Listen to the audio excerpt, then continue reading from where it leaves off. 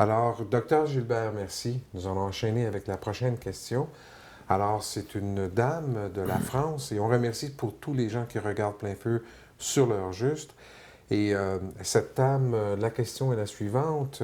Elle était témoin des Jéhovah dans le passé et elle est maintenant chrétienne, elle a accepté Jésus.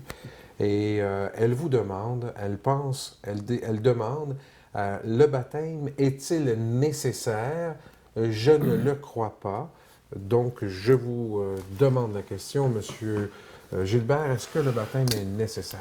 C'est une question doctrinale. Et je me sens à l'aise de dire à cette dame réelle que le baptême ne sauve pas. Quelqu'un qui n'a pas la possibilité de se faire baptiser et qui accepterait Jésus dans les termes bibliques, qui consistent en certains éléments que nous parlerons à la fin complet, eh bien, est sauvé. Et la raison pour laquelle Dieu nous demande, parce que c'est un symbole, le baptême, c'est une extériorisation de notre foi.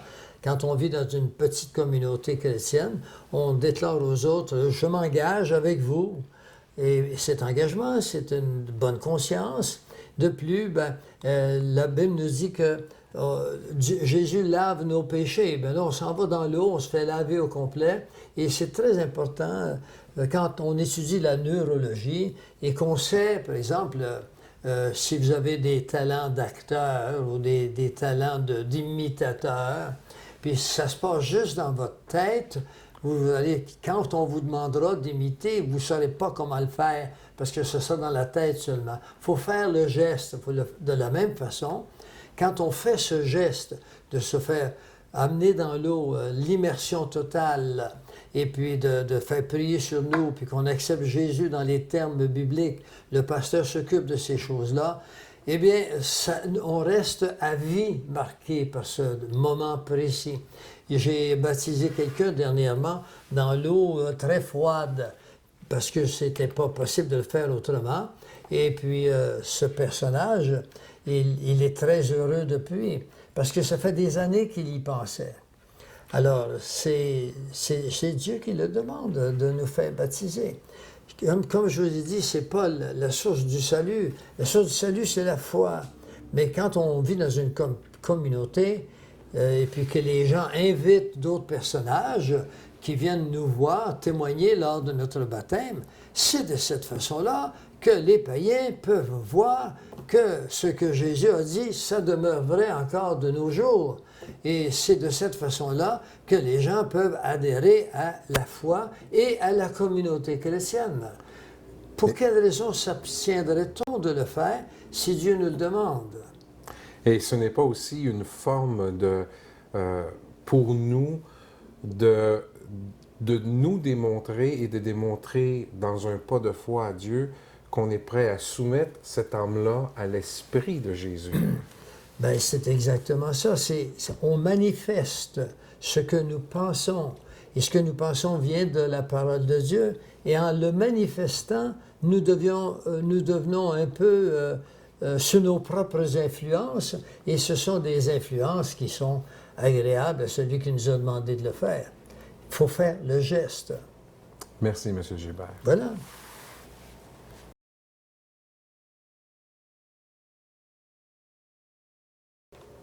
Alors, on enchaîne avec la prochaine question.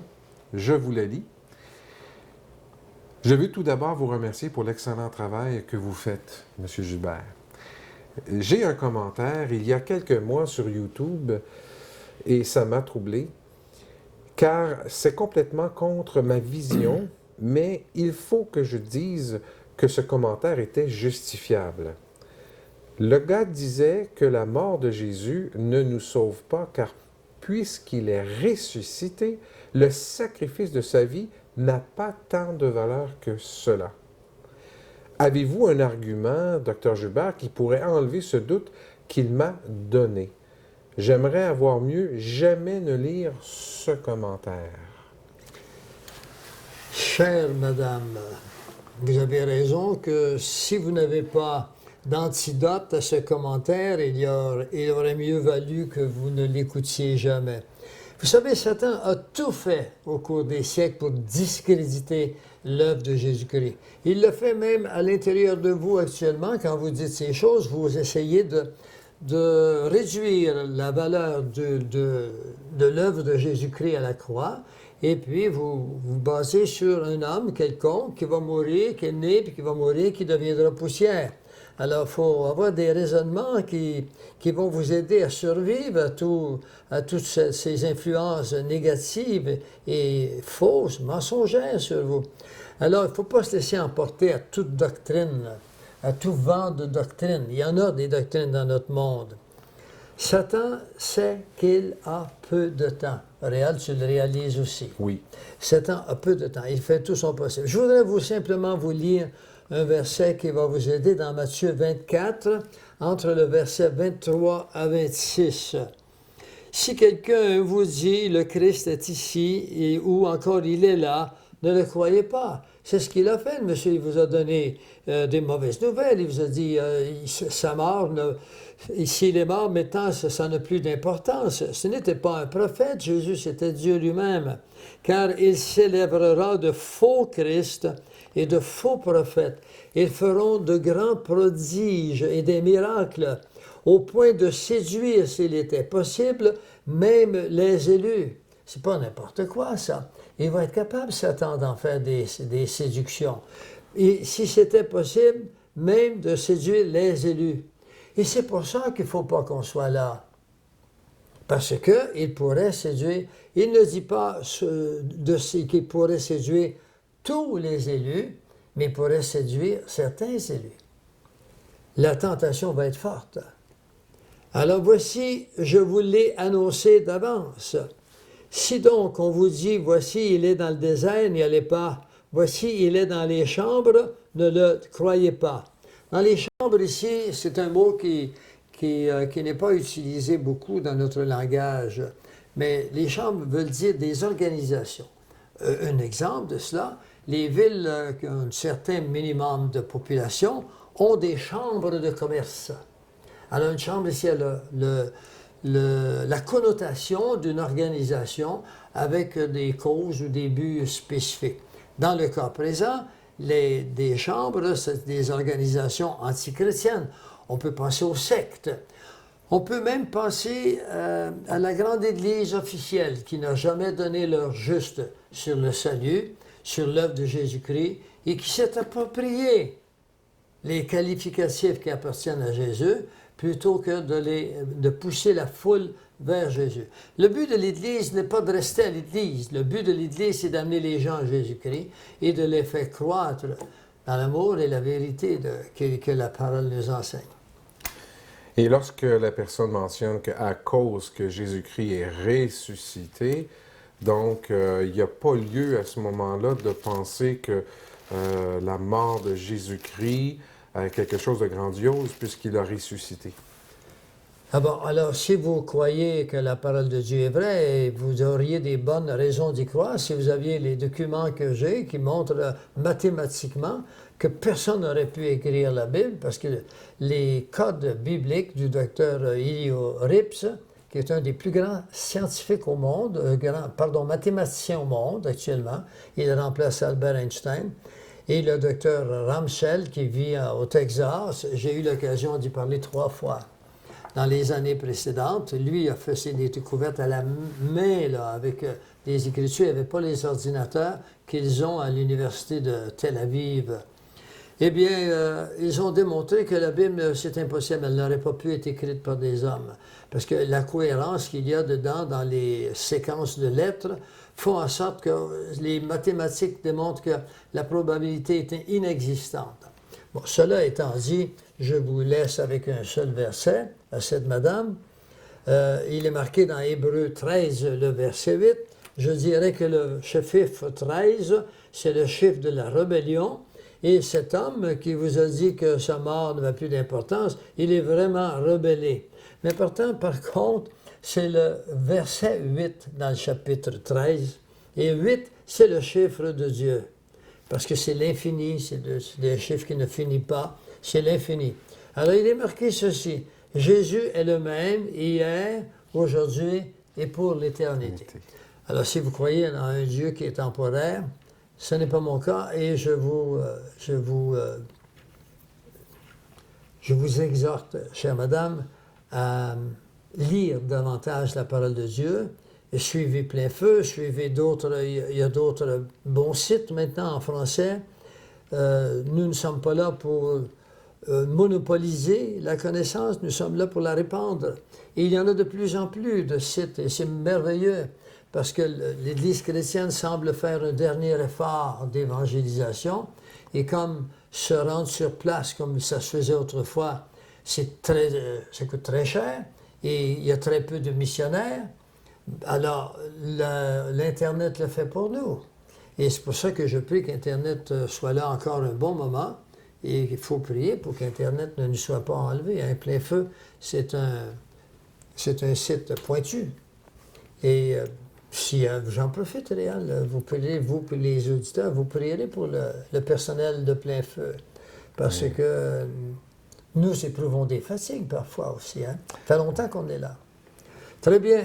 Réal, ça répond à vos questions. Je vous remercie beaucoup, Dr. Gilbert.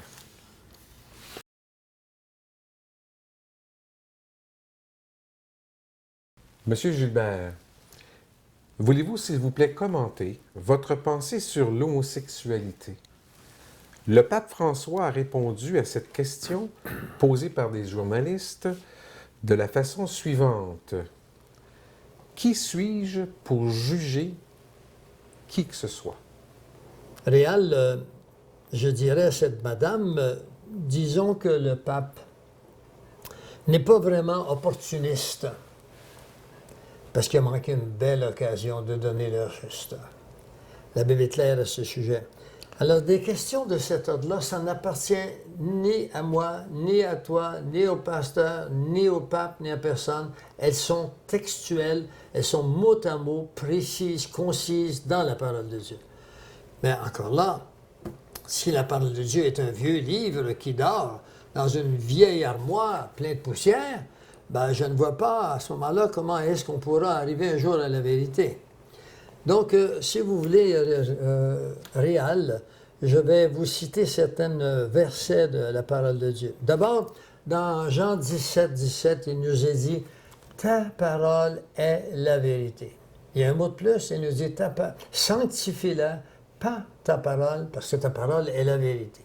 Alors, si la parole est la vérité, et si la parole nous sanctifie, ça dit qu'elle nous met à part, parce que quand on a la vérité, ton esprit vient de cesser d'être gluante, d'être molle, comme de la pâte à modeler, elle prend une forme ici.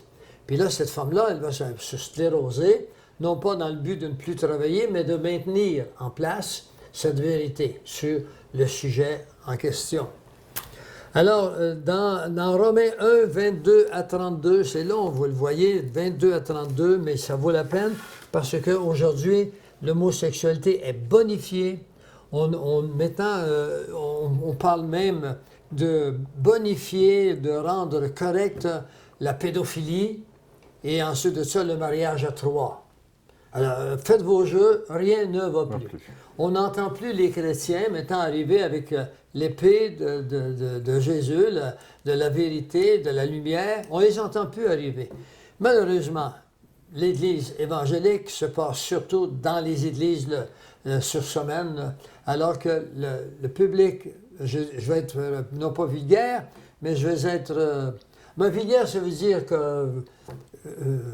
comme tout le monde, quoi. Hein? La Vulgate, c'est la première Bible, c'est la Bible pour tout le monde, pour le peuple. Eh bien, l'Église s'est un peu endormie, et puis j'ai perdu mon mot, je suis bien comme ça.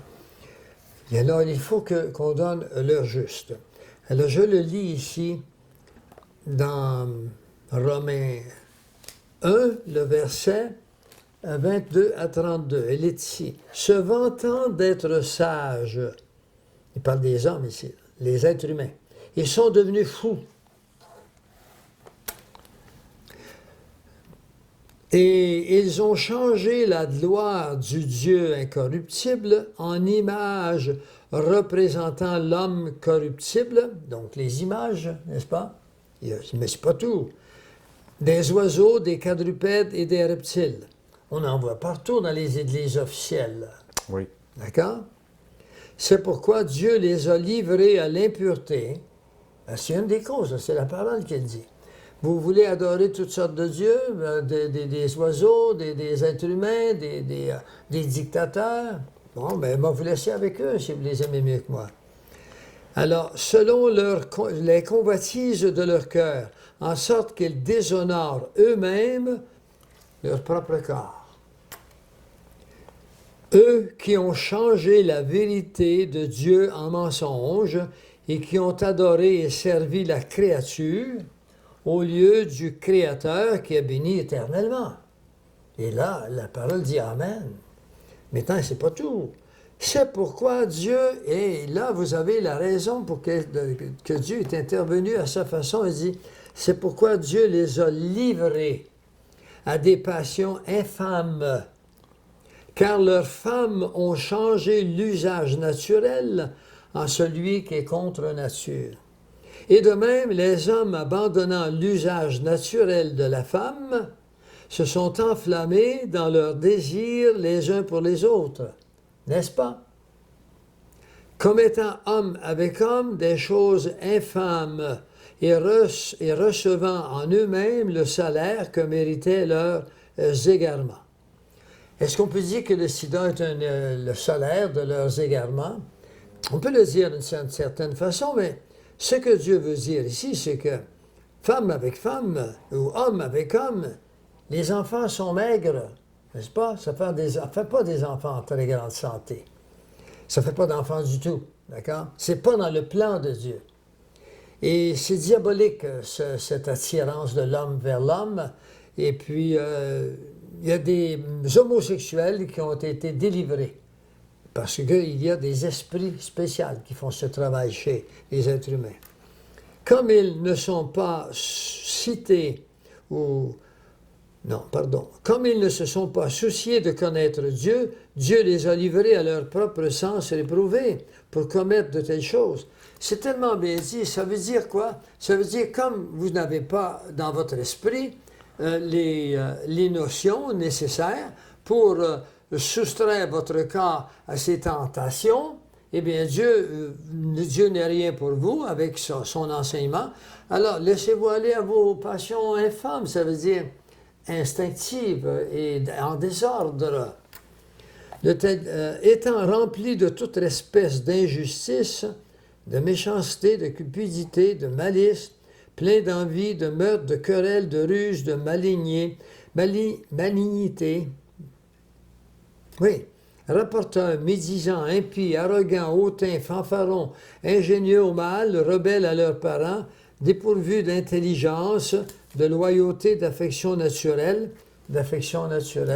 Les autres ne sont pas nécessairement associés à l'homosexualité, mais on les trouve chez des êtres humains. Dépourvus d'intelligence, de loyauté, d'affection naturelle, de miséricorde, ils ne pardonnent pas, et bien qu'ils connaissent le jugement de Dieu, déclarant dignes de mort ceux qui commettent de telles choses, écoutez bien ici, non seulement ils les font, mais ils approuvent ceux qui les font. Aujourd'hui, si vous parlez d'homosexualité, vous êtes un homophobe.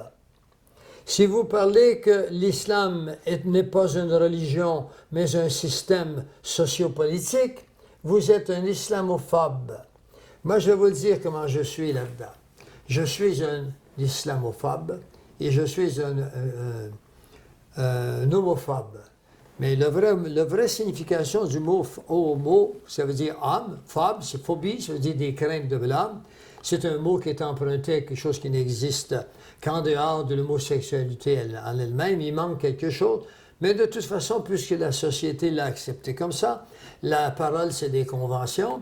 Bien, voilà que je le dis devant le grand public, je suis un islamophobe.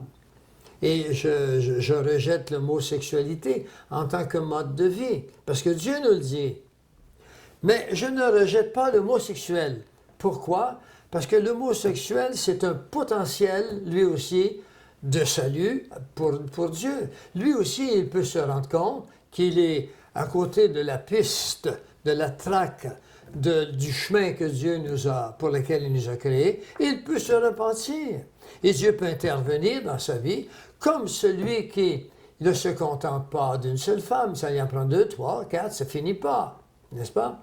Alors, nécessairement, tout péché peut être pardonné par Dieu et Dieu peut pardonner à tout pécheur, incluant le mot sexuel et l'islamique, puisque je vous ai dit cet après-midi qu'il y a des milliers et des milliers de musulmans qui se convertissent, qui viennent à la doctrine chrétienne telle que nous la connaissons.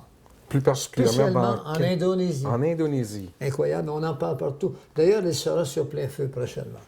Et nous allons aller dans 1 Timothée 3, et nous allons aller dans le verset 1 et 2. Ça ne sera pas long. Les devoirs des évêques et des diacres. Entendons-nous ici. Quand on dit devoir des évêques, nous ne parlons pas des évêques catholiques, les cardinaux, ainsi de suite. Le mot évêque ici, il veut dire les anciens. Réal, vous et moi, nous sommes des anciens, parce que nous sommes dans le Seigneur depuis plusieurs années.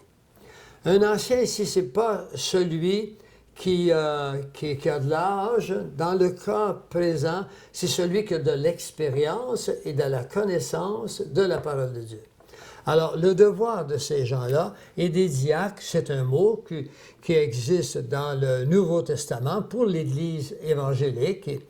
Les diacres, ce sont ceux qui ont des titres ou encore des tâches particulières. Je ne veux pas toucher à ceci, ce n'est pas le but de cette présentation. Alors, ce que je voulais vous dire également, c'est que c'est ceci. Il est marqué, cette parole est certaine.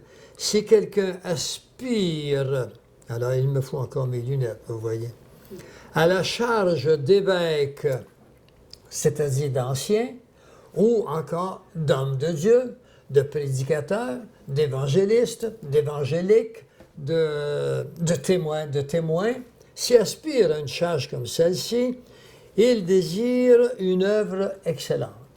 C'est bon? Autrement dit, Dieu dit, je suis d'accord. Mais ici, voici des conditions pour ça. Il dit, il faut donc que l'ancien, que l'évêque, que le connaisseur, soit irréprochable.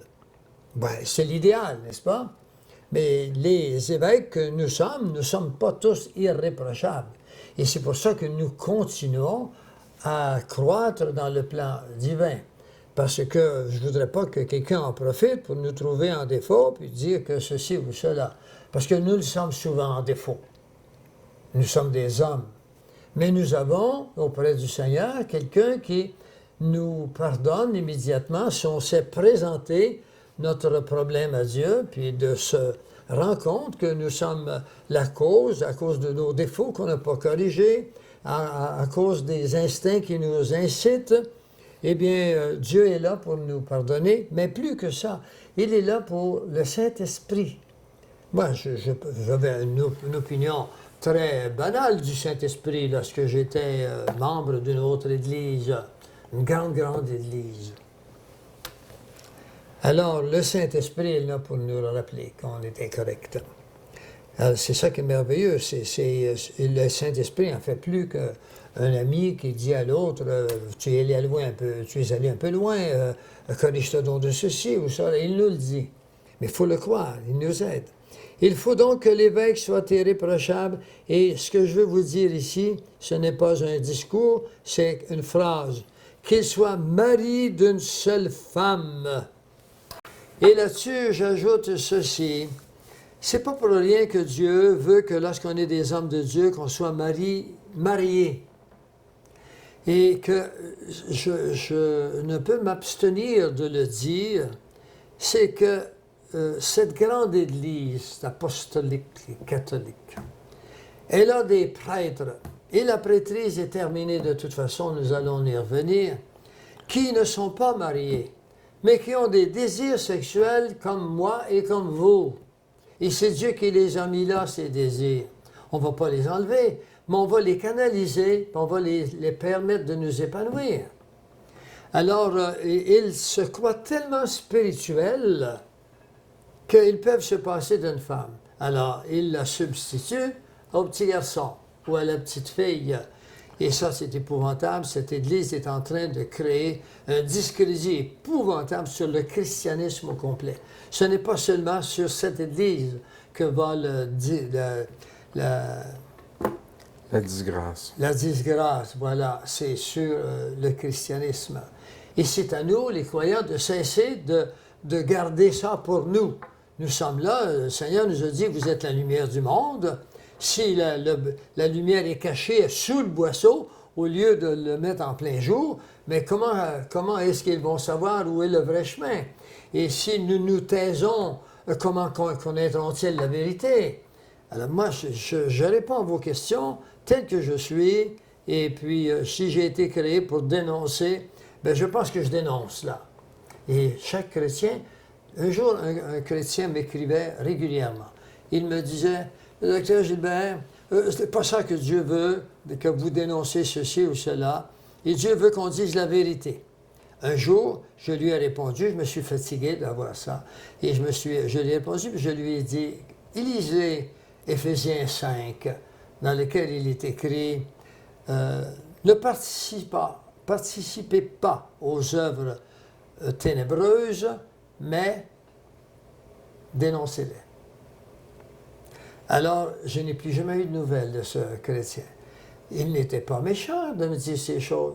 Il pensait que c'était comme ça. Si Dieu n'avait pas dit « hypocrite que vous êtes, cercueil blanchi », bien, il n'aurait pas dénoncé, d'accord? Mais c'est ça. Nous sommes appelés, nous ne restons pas avec de la haine, mais nous dénonçons quelque chose que Dieu veut qu'on fasse. Le militaire, quand il y a des problèmes quelque part, il se présente au front avec son fusil, mais nous, on est sur le front à journée longue dans le monde et nous sommes appelés à le dire. Il y a des trucs qu'on peut donner là-dessus, que les églises ont pour entrer dans des conversations. Ce n'est pas ça que je veux vous montrer ce soir. Mais tout de même, je voulais mettre en évidence que Dieu ne nous demande si nous sommes des hommes qui est portés à porter témoignage et des enseignements que devraient être les prêtres. Mais il faut qu'ils soient mariés. Et je connais des prêtres qui sont mariés, qui ont des femmes dans leur vie et qui ont des enfants, puis qui voient leurs enfants en cachette. Parce que si c'est sûr, ça va être un scandale. Alors qu'aujourd'hui, ils mettent le scandale sur la place publique par l'homosexualité et la pédophilie, puis ils cachent qu'ils sont normaux, qu'ils ont une femme dans leur vie avec des enfants. Alors, ne pas dénoncer ça, c'est d'être hypocrite soi-même. Cela étant dit, je veux dénoncer quelque chose de très fort, espérant qu'un jour, ça vienne aux yeux des politiciens. Leur dire que les parades gays ne devraient pas être permises dans une société comme la nôtre. C'est contre les plans de Dieu. C'est une honte. C'est quelque chose qui, les jeunes diraient, c'est dégueulasse. Moi, je dirais, c'est la décadence totale. De voir ces hommes qui s'exposent c'est déjà avec des petites manières féminines. Et les femmes, j'ai vu une démonstration à Montréal, une femme qui était les seins nus, ils avaient fait une croix, elle s'était fait comme crucifiée en croix. C'est de la moquerie contre Jésus-Christ, n'est-ce pas? Alors, moi, je dénonce ces choses et je n'ai pas peur de le dire. Il faut que les chrétiens le disent. Il y a de ces personnes parmi les lesbiennes qui certainement, comme d'autres personnes, lorsqu'ils entendront ces choses, peut-être que l'Esprit Saint poussera cette chose dans leur cœur. Pourquoi est-ce que je dis ceci? Parce qu'il est clair que la parole de Dieu dit « la parole ne revient jamais sans effet ». C'est fait, exactement. Alors, annonçons la parole. Je ne suis pas responsable de la parole. C'est Dieu qui est responsable de sa parole. C'est l'Esprit Saint qui va faire effet avec. C'est comme une clé qu'on rentre dans votre automobile, elle va que pour votre automobile. Elle fait toujours effet quand vous la tournez. Et le garagiste ne vous demande pas de partir le moteur. Tournez la clé seulement. Elle est conçue pour partir. Oui, merci beaucoup, Dr. Gilbert.